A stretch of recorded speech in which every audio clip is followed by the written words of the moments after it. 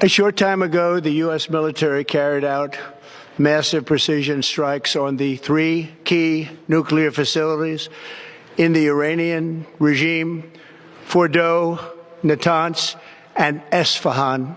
Rais wa Marekani athibitisha kwamba jeshi lake liliweza kushambulia maeneo ya nyuklia ya maeneo ya Iran na kuweza kuharibu katika maeneo matatu ya Isfahan, Fordow na eneo lingine lenye urutubishaji wa nyuklia.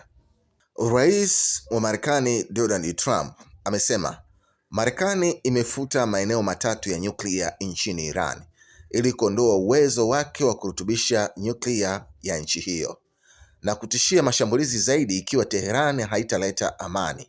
Netanyahu anapongeza uamuzi wa kijasiri wa Donald Trump. Anasema mashambulizi ya Marekani yalitokea kwa uratibu kamili kati ya viongozi hao wawili wakati wa jeshi wa mbunge katika eneo la mbunge wa Iran anayewakilisha Qom ambapo kituo cha Fordow kinapatikana. Anasema tovuti haijaharibiwa sana, huku afisa mwingine wa jimbo akisema hakuna hatari kwa wakazi wa eneo hilo.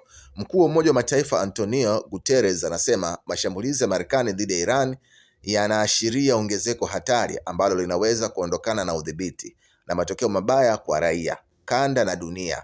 Upande mwingine, waasi wa Houthi wa Yemen wanasema Marekani lazima itabeba matokeo ya mashambulizi hayo dhidi ya Iran na kwamba mashambulizi hayo sio mwisho wa vita bali ni mwanzo.